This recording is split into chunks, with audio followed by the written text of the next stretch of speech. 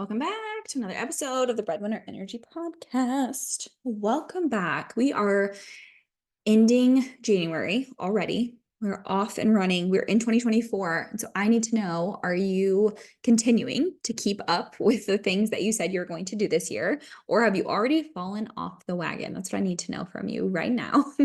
Tell me, come over to Instagram and tell me.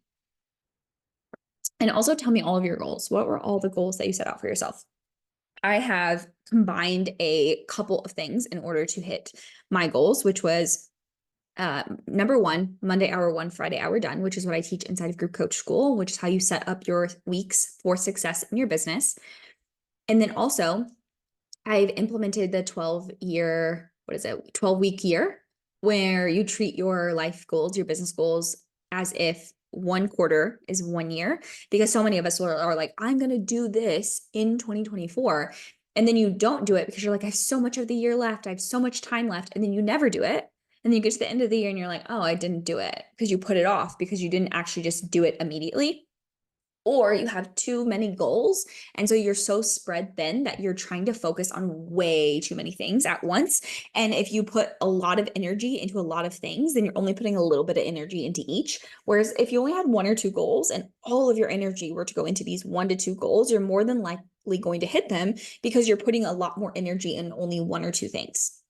And so that is how I have decided to set up my goals. And that's how I set up my goals last year as well in my business. And I'm going to break down today how I set up my CEO schedule. And in Monday hour one, Friday hour done, I'm not going to teach all of it here on the podcast because we will be here for a while. But essentially, again, if you were in the program, we deep dive into it. But essentially, every Monday or the day that you start the week, you sit down, you do a thought download, and then you take that thought download and you organize it into your calendar for the week, the month, the year, wherever it needs to go. And that also includes all of your life things, groceries, laundry, anything you've got going on, any events, doctor's appointments, whatever that case may be. And then at the end of the week, so if you end your week on Friday or whenever you end it, you do a recap of all of those things. And you see all the things that you've done, anything you didn't get done, and what needs to go on next week's schedule. And you kind of do a recap of the week so that you can go into the weekend or your time off and put it away. And then you can come back refreshed next week and hit the ground running again. Now, one of the big key components here, though, is that you have to fulfill the things that you've said you're going to do. So if you put on your schedule this week that you're going to read for 30 minutes, or that you're going to do lead generation, or that you're going to start your podcast, you don't get to not do it. If it's in your calendar, you must do it. And then you also, what we teach you, and I talked about this on the last episode, is knowing yourself. Because when you know yourself, you know what you want, you know what you need, you know how you operate. So for me, I'm a morning person. After 1, 2, 3 p.m. in the afternoon, I'm probably useless. My brain is probably done for the day. And I know that about myself. So I'm going to schedule my things in the morning that require that level of attention. I also have 2 girls at home with me, and I know their schedule and their naps and their school. And so because of that, I schedule my work around that, right? And then also know that I don't like to do laundry. I actually hate doing laundry, but I also hate to do and dishes. So if I'm going to do laundry or dishes, I need to be doing something else at the exact same time, listening to a podcast, watching TV, something. So if I know, I'm like, well, I really want to watch my show, but I feel guilty sitting down to watch my show. So I'm going to watch my show while I do the laundry, because I hate doing laundry. And now I'm doing 2 things at once. I'm doing something productive and non-productive. Again, you don't have to do that. You schedule your show. And if you want to watch your show, you schedule it. But for me, that's what I like to do, because that's how I operate. But I also, too, what you need to be doing is scheduling these things in your calendar so that you can see all the white space and the free time in your calendar, and then don't fill it. Don't fill white space just because it's there. There's no reason to do that. But you also need to put all the things in your calendar too, so that you're sticking to commitments in your business and your life and doing the things that you want to do. It's also a really good indicator to see if your schedule is filled with bullshit.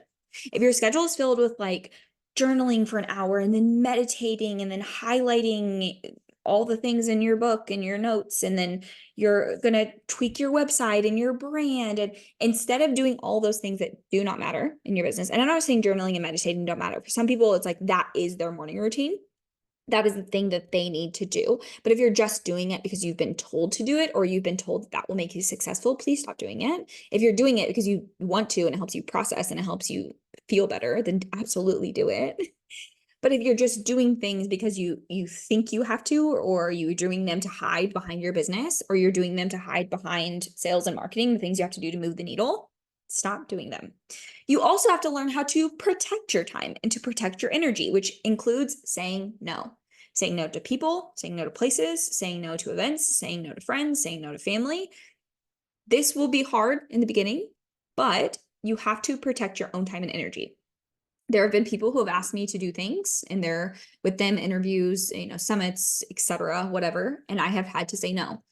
Maybe no because I don't want to, and it's not productive use of my time, and it will not move my business forward whatsoever. Or no, because I literally just don't have the time or the energy, and my energy and time are spent into something else right now. And if I'm laser focused on my set of goals for this quarter, and that does not help them move forward, and it's not a good use of my time, and I don't actually want to do it, then I say no, right? So you have to be able to protect your time and your energy. And you also need to be scheduling in life, your lifetime. So like every single week, scheduling in something for you. Every single day, scheduling in something for you in your own life. But you cannot continue to hide behind the scenes of your business. You cannot continue tweaking your brand, your colors, your website, your messaging, and building a funnel and looking for freebies and low ticket courses. Those are not money making activities. That's busy work. Stop hiding behind the busy work.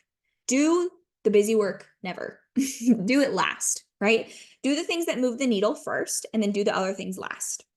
So some examples of things you can do to move the needle in your business and should do daily and weekly: lead generation, content, and sales. If you do nothing else in your business, do those three things. Now, if you do not have something to sell, you don't have an offer that is ready to sell, obviously build your offer, right? Come to Group Coach School and get your offer built. But for most of you, you have things to sell. You're just not selling them. You're not doing lead generation, and you're posting bullshit ass content that is what everyone else is posting, and you're posting because you think you need to be posting, and you're posting and praying that someone sees it and buys from you. Not a strategy. Okay. So let's talk about my CEO schedule. Let's break down my schedule together. So I typically work Mondays and Thursdays. That's when I do coaching. And then Tuesday, Wednesdays are flex days. So if I need to do something for my business, if I need to do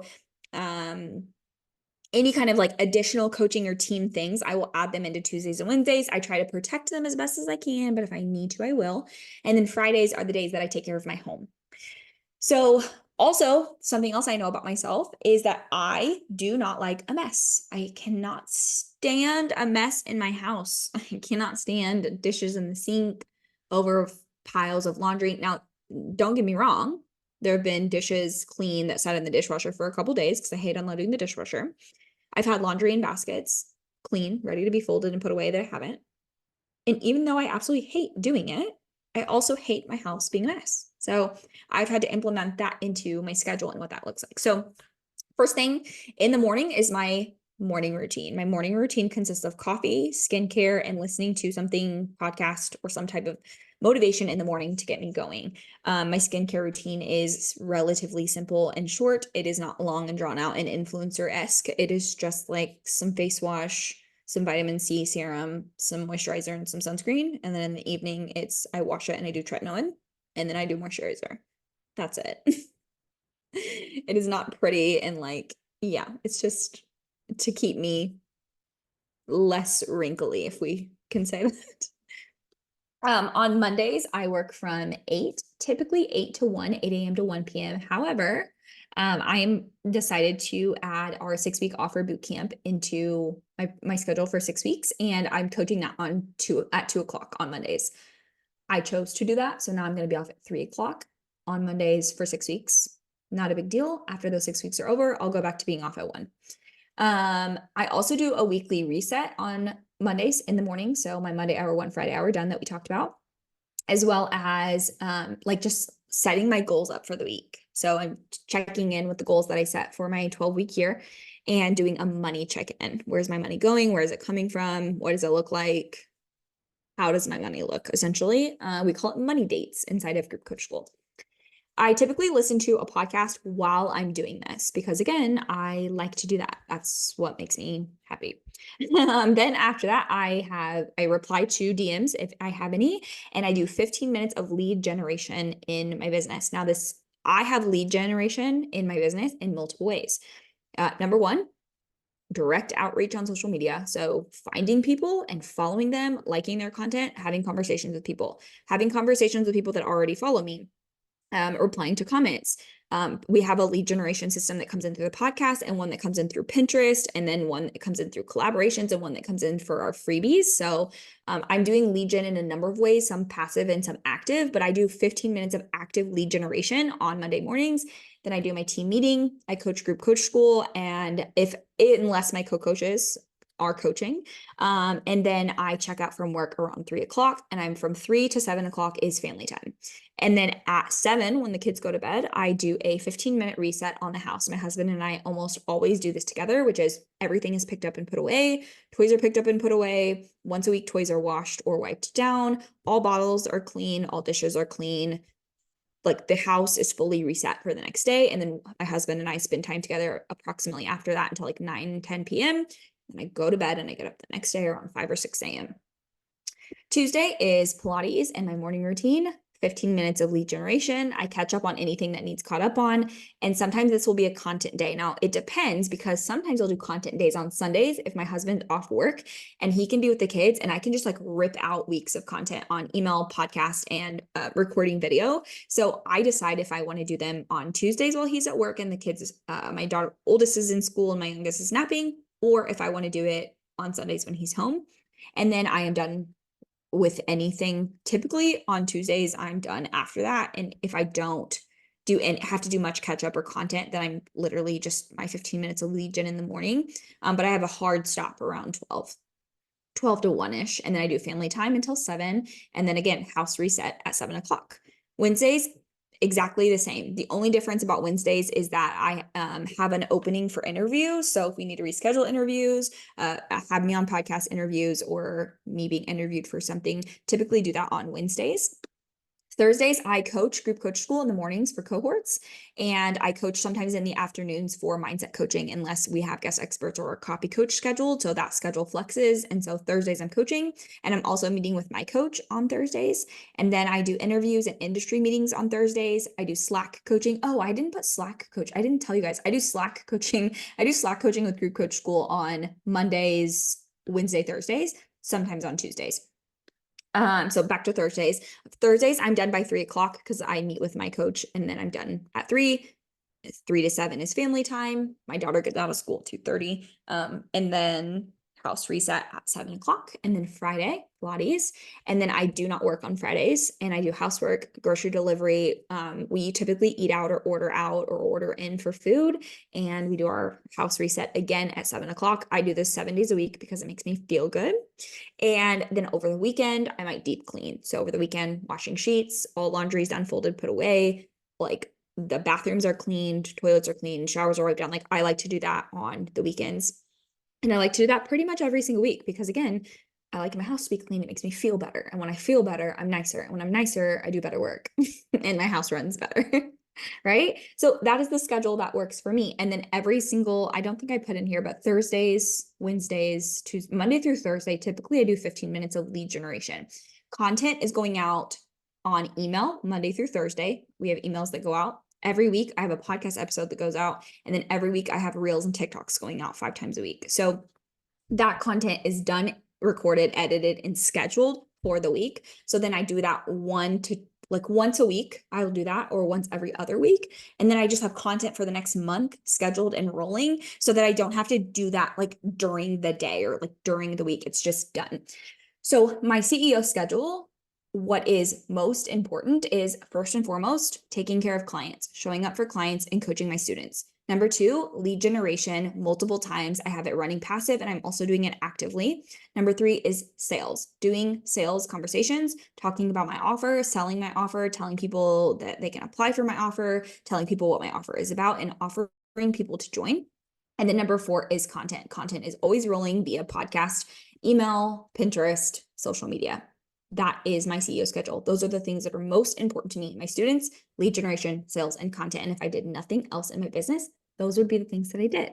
So when you're ready to set up your CEO schedule, you're ready to learn the CEO schedule that not only works for you, that allows you a life first approach to your life and the life that you want to live, but also includes like your lead gen strategy, your sales strategy, your content strategy, and how to convert content and how to get more people into your world and how to set up a podcast and what to put on your podcast, because it all comes down from your offer story, your offer bridge, then you need to be inside of Group Coach School. This is what we do. This is what we teach. This is what you're going to learn.